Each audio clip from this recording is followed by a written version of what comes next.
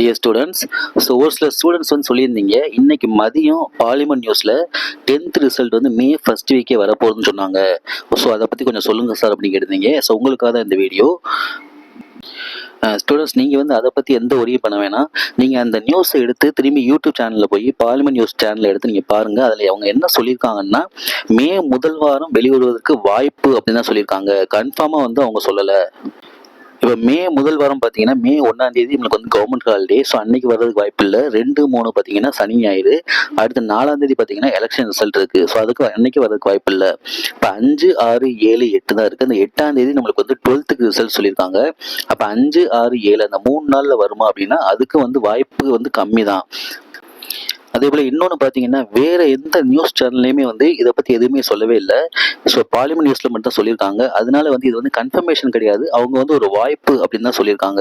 அதனால நீங்கள் வந்து இதை பற்றி எந்த உரியும் பண்ண வேணாம்.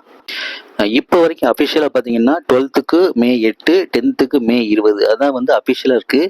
ஸோ சப்போஸ் டேட் சேஞ்ச் பண்ணாங்க அப்படின்னா நம்ம சேனலில் வந்து உடனே வந்து அப்டேட் பண்ணுவோம்.